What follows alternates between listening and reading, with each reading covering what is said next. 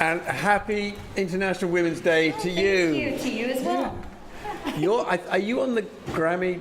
I'm jumping off Yes. subject here. The Grammy, what's it called? Diversity and Inclusion Task Force. Because it was really a much better Grammys this year, wasn't it? I think it's going in the right direction. I think it's going in the right direction. And I think there's a lot of people listening now. I think there's still a lot of work to happen. But it was nice to see it move in the right direction. That's good. Well, it's great to have you back here. Thank you. I think it was 2015 when you played in the Roundhouse. Do you remember the Apple Music Festival? And then you came here and you did the little spotlight stage. Yes. But now, here you are. Clawing my way to the top. It is fantastic. So we have all kinds of good people here. I think you all know you're from California originally, aren't you? That's right. And we don't need to tell your story again. We'll go to questions again, I think, here, because we'll start there. Hi, Cal. It's Roy from Country My Dreams. Like many of us in the room, were blown away by the CMA songwriter session last night. Oh. And I just wanted to ask you how you felt it went for you and the guys. It was wonderful. We do a lot of those in a lot of different settings, and I can safely say last night was the warmest and one of the most real that I've been a part of. So I'm sure you guys felt that too, but from us and from me, who we've done this a lot, it felt really special. Several people have said this was the best one we've had here. We've had some great I'd appreciate a plaque if someone could put it in writing. That would be better. I think there will be reviews that will say as much. Over there, Zoe. Hi, Zoe Hutchinson from the Writers' Room. You played a brand new song last night that you wrote with Laurie McKenna. That's right. Can you tell me about any more new music and who you've been working with recently? I can tell you that the album's finished, and I can't tell you any more. But it's really good. Hi, Cam. It's Dan. Hi. Your life is on.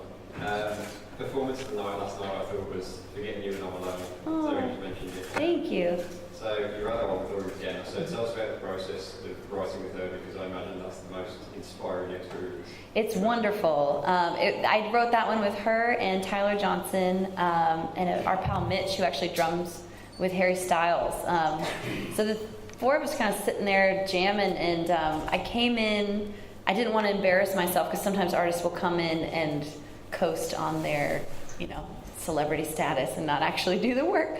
So I wanted to come in with something, and I had something started off, this idea of the person that you can't get out of your head.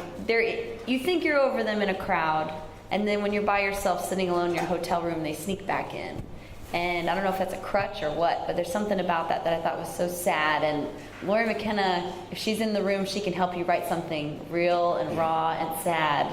And so she was the person that I think it made sense to bring that to a writing room with her. So you mentioned Harry Styles there. Now, I think you opened for Harry Styles at the did. Ryman Auditorium. Yes, look at and you. He said something. He said something about your songs. What did he say to you? He loves that song, actually. He wished that he had written that song, he said. There you go. It's a pretty, wow. This is why he's here. Hi, Cam. Hi. Tommy from UK Country News. In the not too distant past, you worked with our very own Sam Smith. That's right. Here at the O2. Yeah. Mm-hmm. How did that conversation start, and how was it working with Sam?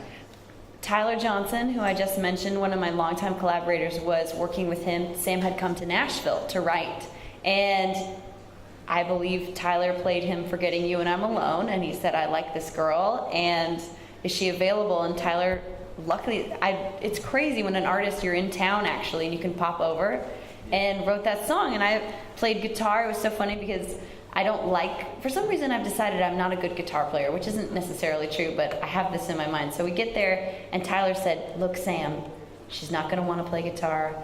You tell her she should play guitar. And so we get there, Tyler says, yeah, we think you should play guitar. I say, no. And Sam goes, I think it'd be great if you played guitar. And I said, all right. And he's just such a wonderful... I would love to say that I had some kind of dirt for you, that he's really not as genuine and wonderful as he is, but he really is. And his whole crew and everyone who works around him on tour, you could feel that come from him. So thank you for raising such a good And this song is called Palace, is that right? Palace. Palace, right. Okay, there we go. Hi, Cam. Hey. Let's have focus. You've toured here quite a lot in the past few years. You've built a really passionate fan base. We seem to have a really special connection with you, UK Country fans. What is it that keeps bringing you back? I mean, the crowds get bigger and bigger. There seems to be more love than ever for you. What is it that's resonating, do you think, doing your music here? You know, I feel like I'm speaking for both of us in the sense of there's something that the UK audiences seems to appreciate in the realness that I bring and the stories, and sometimes raunchy, sometimes sad, sometimes funny, just a full-blown therapy session. And, you know, vocals and great music, and there's something, I can feel it and they can feel it, and I don't quite know how to explain it actually, except that it just feels right, and it makes me want to be here all the time. Everyone who comes to the UK, thank you all, by the way, for spreading the good word, because I'm seeing country music grow at a crazy rate here. So thank you for doing this and spreading the word. And people need to hear back at home when you get there, you say, look, you're going to have the best concert of your career, I guarantee, in the UK. Go there and you'll see it and you'll feel it. And everybody does. So once you're here, you come back. It would be silly not to, because it's just such a wonderful experience. This is what you do this whole thing for, you know. So you're concerned about the underrepresentation of women in country music in America. Well, you should know you're the 6th woman to be on this platform today. Because we had 3. We only had 2 from Runaway June. It should have been 3. Oh. But women are at least as popular here as the men. They're getting played on the radio just as much, if not more than. Yeah. And so this is one of the great things we feel here. I mean, it's just how it is. I know. I was aware of your guys' pay gap information that came out, so we're still working on y'all. But I am so proud that when I come over here, there are definitely, you encounter a very different system and a very different set of ways to engage with artists and the way that you get lifted up within the industry. And it's refreshing as a woman to come over here, and you almost kind of you get to like let down a little bit because you're not working that little bit extra that you have to work back home. Right. Hi Pam, Maddie from Wizard Radio. Just first of all, wanted to say I love your Women's Day post earlier. Thank great. you. I love that little Audre Lorde reference. That's right. Yeah. And kind of off that, I wanted to ask, because of course you studied psychology at college, and I was wondering how that kind of influenced you, and you're very socially conscious, and how that kind of helped with your songwriting.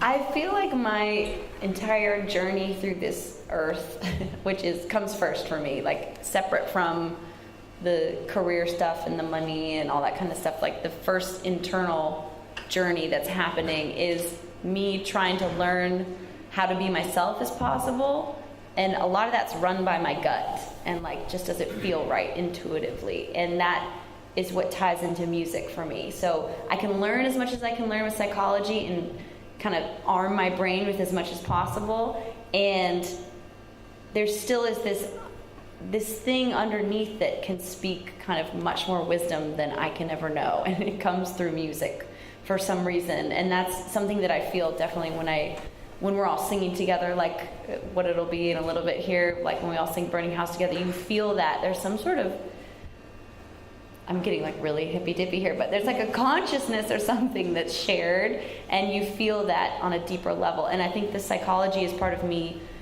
It's the same effort, but like in a different direction, just trying to understand why I'm here and what this is all about.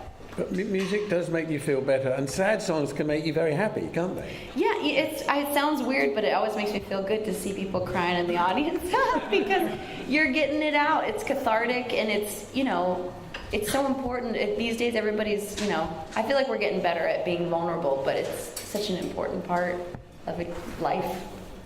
Hi, my name is Allie Corti with Sailor Magazine, and you talked about this a little bit before, that country music is growing in this part of the world that's becoming more mainstream. Why do you think that is? Because there's people here from France and Belgium and Italy. Yeah, why do you think it's grown here? I think it's, for example, when I got to open up for Sam Smith, I would ask everyone mid-set, how many of you listen to country music? And the whole arena would erupt. And I didn't expect that. I thought it would be a few diehard cowboy hats screaming for me. But it really was everybody. And I think the genre barriers, I think it goes to show you that those were created by and for business, right? You know, that's not something that's really real. It actually is something that's a deeper thing that connects you to music. Instead of it just being a genre, it's about truth and honesty and authenticity, and that, I guess, the lifestyle of that or the value system of that, that seems to be what I find similar in people. Instead of being like, oh, are you born and bred in Georgia? Like, is that the only people that like country music? No. But are you someone that has experienced heartbreak and tried to figure out what to do with it?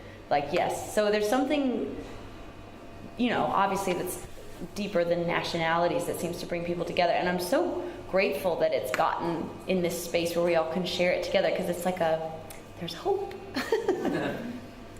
We have a couple more. Yeah. Hi, Cam. I'm Margaret from UKCountryRadio.com. One of my favourite songs of your Untamed album is Country Ain't Never Been Pretty. Now, have you got any other little gems on it that we need to look for? On Untamed? Any music that you've done. Another gem like Country Ain't Never Been Pretty? Yeah. You know, I think I know what you're saying. And for example, there's a live recording on Spotify of a song called Go Get 'Em Cam, which is a pep talk to myself, which is, I think, really fucking hilarious. And there's a song that I play live that I've never recorded called Fireball Whiskey. And they won't give me money, so I won't record it. So there's definitely a whole strain of hilarious songs, and most of them come through live a little bit more than in the albums. But I appreciate you liking that. I think it's a pretty fun thing to One more question. get a response to. Hi, I'm James Day from Lyric Magazine. Hi. Hiya.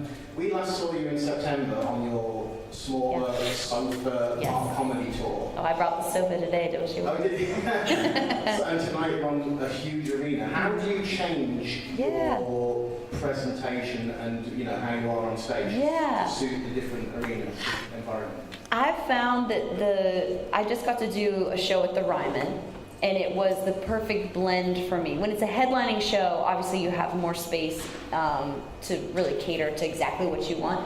But I love being able to speak to everyone, even if it's in an arena, to make it feel like I'm talking just to you. And then I also like to have big moments that everyone gets to be, oh, we're all in this together. You're seeing your hands wave and your lights go up from your phone. So I try and do both, which is just an ever-changing process of figuring out how to have the big moments and then bring it down as small as you can. I'm really lucky to have an incredible band, which I joke I have a Scandinavian immigration ring going on. I've got a Swedish drummer, a Danish guitar player, and a Swedish banjo utility player. So. Did you get them at IKEA? Yeah, the Dane wouldn't like that. But, yes, yeah, they came pre-assembled. This is fantastic. So thank you so much. You're on at 6:30 tonight, and we hope you have fun as well in Glasgow and Dublin. Have you been to Dublin before? Yes, last time I got to go through Dublin too, and Berlin this time. Which was amazing. You were in Berlin. Mm-hmm. That was a success. Yes, it was. They're very quiet when they listen. Yeah, well, and then they have a big clap. Yeah, that's the way we like it. Thank you, Pam, very much. Thank you so much.